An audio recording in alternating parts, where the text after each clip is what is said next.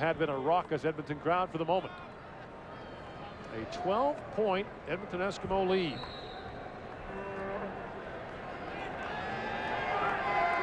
Well, as much as they haven't had to do it often the last couple of years, we know from last year's Grey Cup this Montreal team is very capable of playing from behind. Calvillo looking for Brett. He was well covered in the play by Lenny Walls, and the pass falls incomplete. For Calgary Stampeder, Winnipeg Blue Bomber. Lenny Walls, one of the big off-season acquisitions for the Edmonton Eskimos. He and Chris Thompson came over to shore up those halfback spots. Walls in perfect position on Bratton on that play.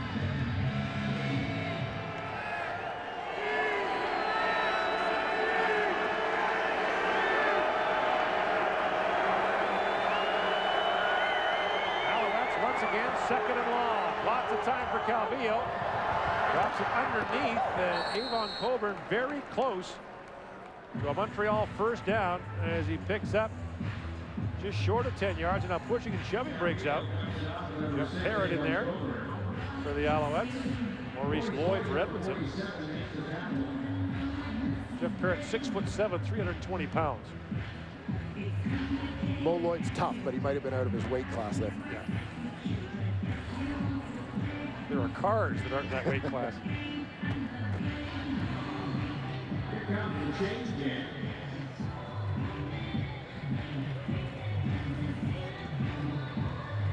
And the Alouettes are just, where are they?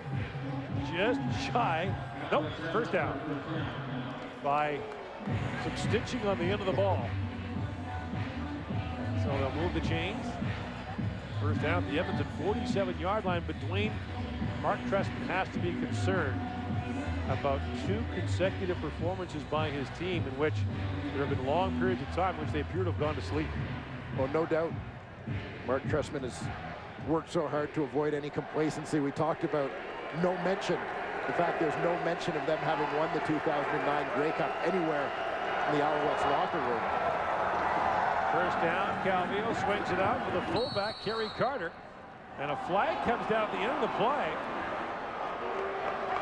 And they may be calling Rod Davis for a late hit here, which would tack on to the end of the play, which was already a Montreal first down. Unnecessary roughness. Edmonton number 40. Half the distance to the goal line, first down.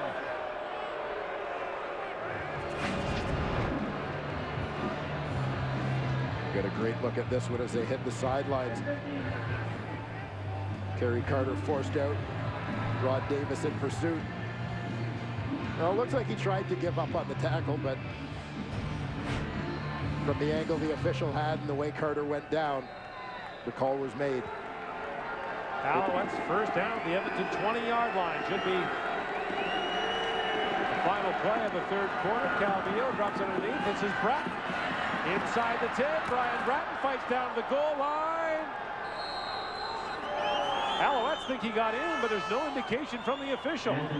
It's a gain of 19 yards. They'll mark him down at the 1. 4.1 seconds left in the third quarter.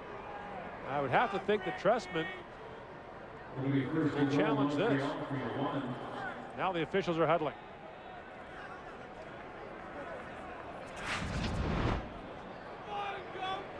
Well executed hitch screen. The Alouettes get the offensive lineman out in front. Bratton goes airborne as he spins through the air. And he's in. Yep. The ball broke the plane before anything other than his hand had hit the ground. And Trestman is challenging. This will be a touchdown, we think, for Brian Bratton. Play has been ruled on the field a touchdown. No need to challenge it. It's a 20-yard score for the Alouettes. We have a chance now to pull within 5. And you hate to bring it up, but that Fred Stamps drop looms large now. You didn't sound like you hated bringing that up at all. Way to go, Lamb. It has to be done. This is also my only Edmonton game of the year, so not that brave. But you're absolutely right, Gord. Essentially, you could call it a 14-point swing on that play. Duvall puts the point after through, and the Montreal Alouettes have sprung back to life, down 5 after 3 quarters.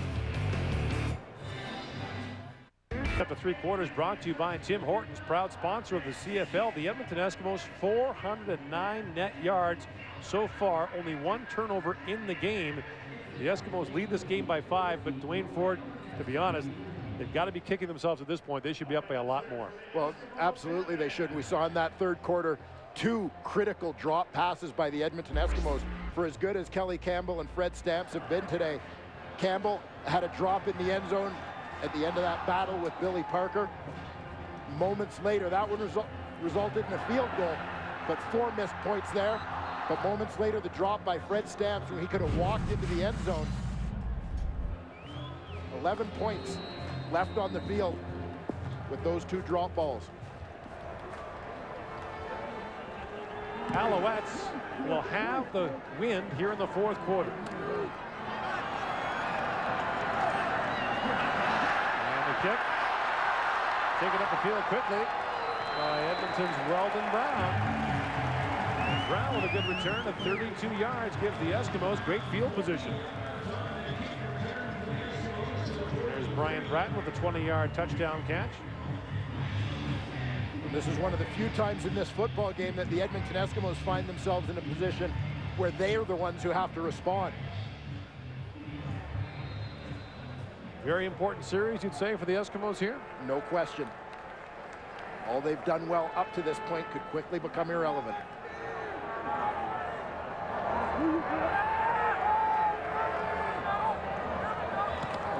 Play fake by Ray. Out to Stamps he goes. And Stamps out to the 48-yard line for a gain of 5. That's an interesting decision. Doug Flutie often did that after a player dropped the football, go right back to him if he could. And then Flutie would tell you if he dropped it again, he would not see another football the rest of the day. A little question that the Eskimos' game plan today revolves around those 2 slots, Fred Stamps and Kelly Campbell. For the success they've had, not going to let one rare drop from each of them change the entire plan. Ray over the top for McCarty. The fullback was going deep on the play. You wouldn't often see that, and he was covered step for step by Ramon Guzman. The pass ball is incomplete, and the Eskimos did not answer. They'll be forced to punt. At a time when they needed to regain some momentum in this football game. Even if it didn't result in points, they definitely needed a drive and to get that Alouette offense sitting on the sidelines for a little while. 2 and out, the worst possible scenario. Schiavone with a bouncing kick to Maypray from his 21-yard line. And Maypray hammered at the 30-yard line on a terrific special teams play by Graham Bell. We saw that pass from McCarty fall incomplete. In an area where last week there was some furniture, as Casey Printers found out the hard way as he scrambled out of bounds. Holding. Until The Printers ran into that table and chairs, and this week the Eskimos have moved that out of the way, decided that maybe a football field is not the best place for furniture. Meantime, a holding call against the Alouettes on the return moves them back to their 18-yard line. There's where the table is now. Brian Rashog, however, may be in the way, although the former Kamloops Blazer can handle himself easily, especially now that he's put on so much weight.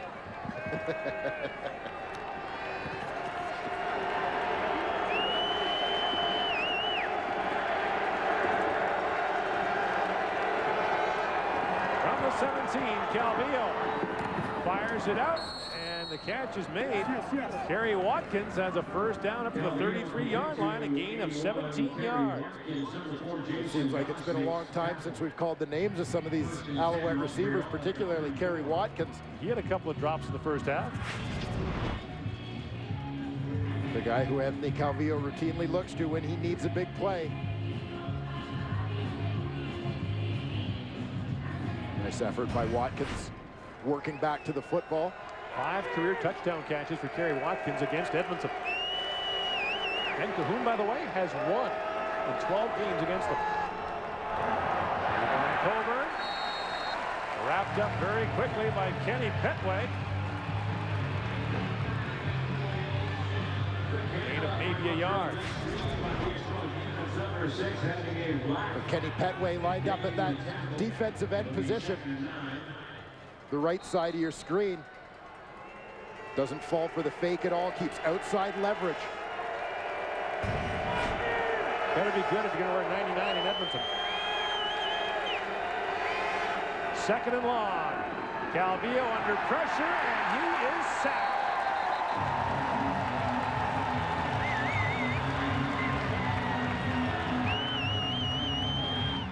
Brought down by Petway. And Paul Lambert shaken up on the play.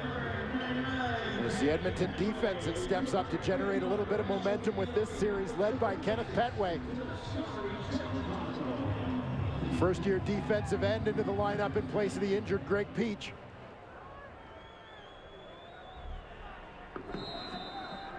And once again, frustration for Calvillo and the Montreal offense.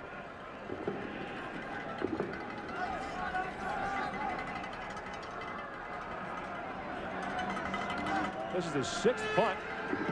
Damon Duval sends that way up in the air. And Skylar Green had that almost go over his head as he was chased back to his 20-yard line. Can he get the corner?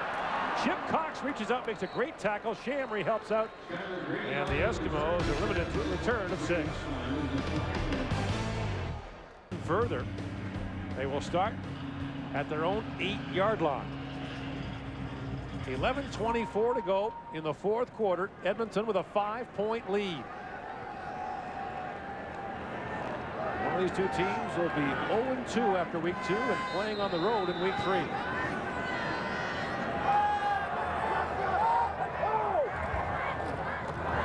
Give to Archie Whitlock, and he was stymied almost instantly. As jumping up to make the tackle was Shea Emery. With this shifted field position, the Eskimos, the urgency for them to pick up a couple of first downs, move this football, becomes so much greater. Shea Emery, the UBC product, who will be back in Vancouver with his team next Friday. The Alouettes will stay here in Edmonton and practice for a few days, then head off to Vancouver rather than heading home and back. Had a rough travel day in, delayed by several hours. Second and long. Ricky Ray slings it, intercepted, picked off by Gerald Brown. Gerald Brown, touchdown. And just like that, the Alouettes retake the lead. And the Eskimos are arguing there should have been pass interference, as they felt Kamal Peterson was bumped before the ball got there. Gerald Brown had a right to the football and made a great play on it. Knows where Peterson's going. He just beats Peterson to the football. Remember back to the 1st quarter when we talked about Gerald Brown getting beaten on a big play, and he came back, made a huge defensive play in the end zone to prevent a touchdown. May have had sort of a tough day here dealing with Stamps and Campbell. But Brown shakes it off to come up with this monster play. First career touchdown for Gerald Brown. Couldn't come at a better time, as the Alouettes, now up by 1, will go for 2.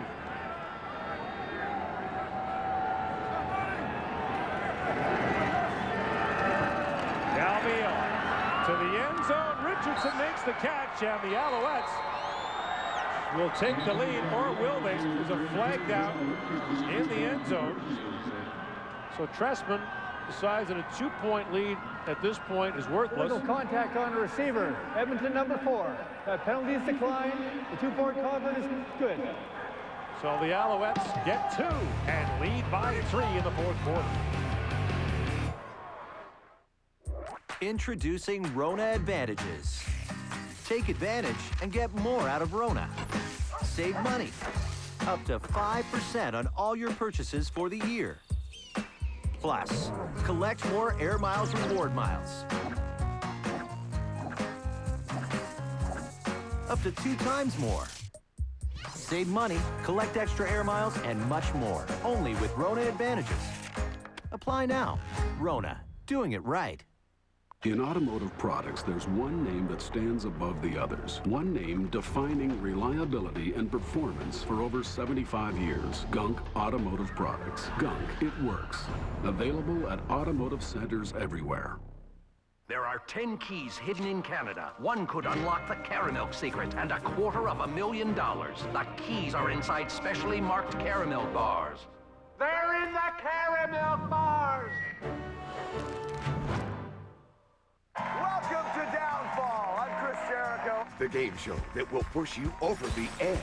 Each round means bigger prizes and more money. Up to $1 million in cash. That's the best outcome. The worst? Ready? Start the bell. Let's choose another category. Who's willing to sacrifice something or someone for cash? You're going down! An all-new Downfall. Tuesday at 9/8 Central on CTV. Ricky Ray steps up and throws this football to Kamau Peterson, but Gerald Brown knows what's coming. He's running the route for the receiver. Just beats Kamau Peterson to the football. He's off to the races. Alouettes follow that up. The two-point conversion to Jamel Richardson. And look at Mark Trestman. That's a rare show of emotion from the Montreal coach. After the stamps dropped, the Eskimos got a single on the punt. But since then, the Alouettes have reeled out 15 unanswered points. I think we've identified our turning point in today's football game.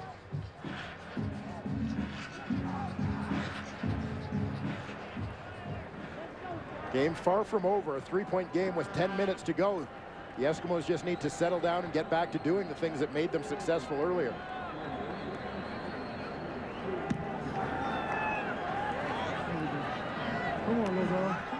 Brown from his 5-yard line. Stacked up just shy of the 30, and that's what the Eskimos will go to work. Well, there is an injured Edmonton Eskimo on the play. So Ricky Ray's having a good day, but the interception by Gerald Brown looms large. When we talked about those two drop passes, those two balls are caught. Ricky Ray's touchdown numbers swell by 2 as well. Andrew Nowacki is the injured Edmonton Eskimo, and while we have a moment, Tuesday Night Movies continue this week on TSN. We get you set for the Open Championship with our premiere screening of the golf classic Caddyshack. At 8 p.m. Eastern, 5 p.m. Pacific. Time for the old Billy Baroo. What is that at the Big O? A rabbit. Oh, sorry, it's here. That's not the Big O option. That's the planetarium here in Edmonton. Just looks like the Big O. By the way, rabbits everywhere here in Edmonton. Really? Yep.